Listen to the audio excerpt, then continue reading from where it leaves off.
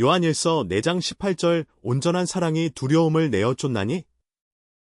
인간 내면의 공포와 구원의 길두려움의 본질과 인간 존재의 근본적 불안 무서워라는 순간적 감탄사 속에는 인간이 느끼는 가장 원초적이고 보편적인 감정이 담겨 있다. 이 단순해 보이는 표현은 사실 인간 존재의 깊은 층위를 드러내는 중요한 단서가 된다. 두려움은 단순한 감정이 아니라 인간이 이 세상에 던져진 존재로서 마주하는 근본적 조건이자 동시에 우리가 극복해야 할 과제이기도 하다. 성경 요한일서 4장 18절은 이러한 인간의 두려움에 대해 깊이 있는 통찰을 제공한다. 사랑 안에 두려움이 없고 온전한 사랑이 두려움을 내어 쫓나니 두려움에는 형벌이 있음이라 두려워하는 자는 사랑 안에서 온전히 이루지 못하였느니라.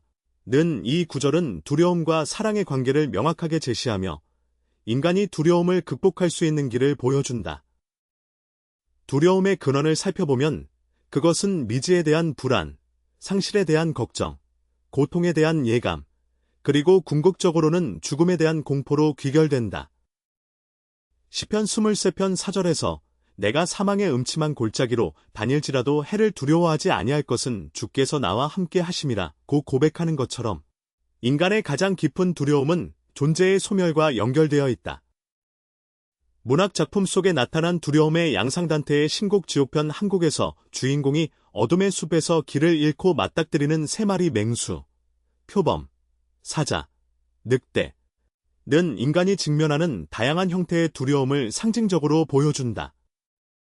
표범은 관능적 욕망으로 인한 불안을, 사자는 교만으로 인한 공포를, 늑대는 탐욕으로 인한 절망을 나타낸다. 이 세 맹수 앞에서 주인공이 느끼는 절대적 공포는 무서워라는 감탄사로 표현될 수 있는 인간의 원초적 두려움과 맥을 같이 한다. 셰익스피어의 햄릿에서 덴마크 왕자가 아버지의 유령을 만나는 장면 역시 두려움의 본질을 깊이 있게 탐구한다. To be or not to be, that is the question이라는 유명한 독백에서 햄릿이 표현하는 것은 단순한 존재론적 고민이 아니라 죽음 이후의 미지에 대한 근본적 두려움이다. 죽음 이후에 올 수 있는 꿈들이 우리를 주저하게 만든다. 고 말하는 햄릿의 고백은 인간이 느끼는 두려움의 핵심을 보여준다. 괴테의 파우스트에서 주인공이 메피스토펠레스와 계약을 맺는 장면에서도 두려움은 중요한 역할을 한다. 파우스트의 두려움은 무지에 대한 것, 삶의 무의미함에 대한 것, 그리고 궁극적으로는 영혼의 구원에 대한 불확실성에서 비롯된다. 이러한 두려움이 그로 하여금 악마와의 위험한 거래를 감행하게 만드는 동력이 된다. 성경이 제시하는 두려움 극복의 길성경은 인간의 두려움을 인정하면서도 그것을 극복할 수 있는 구체적인 방법을 제시한다. 이사야 41장 10절에서 두려워 말라 내가 너와 함께 함이니라 놀라지 말라 나는 내 하나님이 됨이니라 내가 너를 굳세게 하리라 참으로 너를 도와주리라 참으로 나의 의로운 오른손으로 너를 붙들리라 고 말씀하시는 것처럼 두려움의 극복은 혼자만의 힘으로는 불가능하며 절대자와의 관계 속에서만 가능하다는 것을 보여준다. 마태복음 10장 28절에서 몸은 죽여도 영혼은 능히 죽이지 못하는 자들을 두려워하지 말고 오직 몸과 영혼을 능히 지옥에 멸하시는 자를 두려워하라. 고 하신 말씀은 두려움에도 위계가 있음을 보여준다. 진정으로 두려워해야 할 것과 두려워하지 말아야 할 것을 구분하는 지혜가 필요하다는 것이다. 시편 27편 1절의 여호와는 나의 비디오, 나의 구원이시니 내가 누구를 두려워하리요 여호와는 내 생명의 능력이시니 내가 누구를 무서워하리요. 라는 고백은 두려움을 극복하는 근본적 태도를 보여준다. 두려움의 극복은 단순한 용기나 의지력의 문제가 아니라 절대적 신뢰와 믿음의 문제라는 것이다. 사랑을 통한 두려움의 극복 요한일서 4장 18절이 제시하는 온전한 사랑이 두려움을 내어 쫓는다는 명제는 두려움 극복의 핵심을 보여준다. 여기서 말하는 사랑은 단순한 감정이나 애정이 아니라 존재론적 차원의 완전한 신뢰와 헌신을 의미한다. 이러한 사랑 안에서 인간은 자신의 유한성과 연약함을 인정하면서도 동시에 그것을 넘어서는 힘을 발견하게 된다. 고린도전서 13장 4절부터 8절까지의 사랑에 대한 묘사. 사랑은 오래 참고 사랑은 온유하며 투기하지 아니하며 사랑은 자랑하지 아니하며 교만하지 아니하며 무례히 행치 아니하며 자기의 유익을 구치 아니하며 성내지 아니하며 악한 것을 생각지 아니하며 불의를 기뻐하지 아니하며 진리와 함께 기뻐하고 모든 것을 참으며 모든 것을 믿으며 모든 것을 바라며 모든 것을 견디느니라. 사랑은 언제까지든지 떨어지지 아니하나니 는 두려움을 극복하는 사랑의 구체적 모습을 보여준다. 이러한 사랑은 자기중심적 사랑이 아니라 타자를 향한 무조건적 헌신이며 바로 이것이 두려움을 극복하는 힘이 된다. 자신만을 생각하는 이기적 사랑은 오히려 상실에 대한 두려움을 증가시키지만 참된 사랑은 자신을 내어주는 것이기 때문에 잃을 것에 대한 걱정을 초월하게 만든다. 두려움과 신앙적 성숙성경에서 두려움은 때로 신앙의 출발점으로도 제시된다.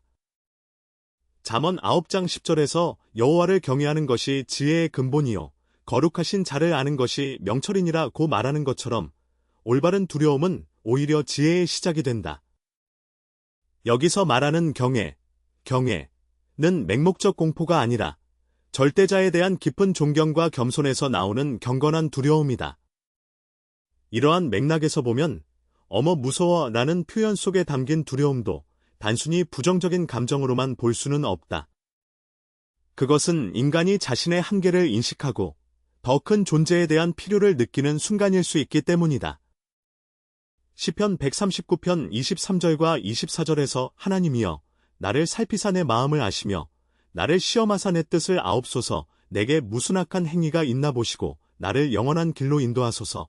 라고 기도하는 것처럼 두려움은 자기 성찰과 영적 성장의 계기가 될 수 있다.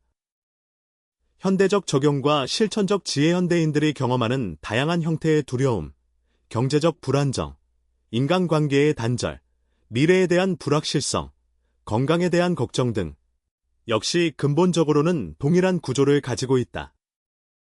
이러한 두려움들 앞에서 성경이 제시하는 사랑을 통한 극복의 길은 여전히 유효하다. 마태복음 6장 26절에서 공중의 새를 보라 심지도 않고 거두지도 않고 창고에 모아 들이지도 아니하되 너희 천부께서 기르시나니 너희는 이것들보다 귀하지 아니하냐? 고하신 말씀은 일상적 두려움에 대한 구체적 해답을 제시한다. 두려움의 극복은 미래에 대한 철저한 준비나 통제를 통해서가 아니라 근본적 신뢰를 통해서 이루어진다는 것이다. 빌립보서 4장 6절과 7절에 아무것도 염려하지 말고 오직 모든 일에 기도와 간구로 너희 구할 것을 감사함으로 하나님께 아뢰라. 그리하면 모든 지각에 뛰어난 하나님의 평강이 그리스도 예수 안에서 너희 마음과 생각을 지키시리라. 는 말씀 역시 두려움을 극복하는 실천적 방법을 제시한다. 결론, 두려움에서 사랑으로의 여정 어머 무서워 라는 감탄사로 시작된 이 성찰은 결국 인간 존재의 근본적 조건에 대한 깊은 이해로 이어진다. 두려움은 인간다움의 일부이지만 그것이 우리를 지배하도록 내버려둘 필요는 없다. 요한일서 4장 18절이 제시하는 온전한 사랑이 두려움을 내어쫓는다는 진리는 두려움을 극복하는 근본적 방향을 보여준다. 이 사랑은 단순한 감정이 아니라 존재 방식의 전환을 의미한다. 자기중심적 사고에서 타자 중심적 사고로, 소유욕에서 나눔으로, 통제욕에서 신뢰로의 전환이다. 이러한 전환을 통해 인간은 두려움의 노예에서 벗어나 진정한 자유를 경험할 수 있다. 로마서 8장 15절에서 너희가 받은 것은 종의 영이 아니요 양자의 영이니 이로써 우리가 아바 아버지라 부르짖느니라 고 하신 말씀처럼 두려움에서 사랑으로의 여정은 결국 인간이 자신의 진정한 정체성을 발견하는 과정이기도 하다. 따라서 어머 무서워 라는 순간적 두려움의 표현은 더 깊은 영적 여정의 출발점이 될 수 있다. 그 두려움을 직시하고 그것의 근원을 탐구하며 궁극적으로는 사랑을 통해 그것을 극복해 나가는 과정에서 인간은 보다 성숙한 존재로 성장할 수 있기 때문이다. 이것이 바로 성경이 제시하는 두려움 극복의 길이며 인간이 걸어가야 할 영적 성장의 여정인 것이다.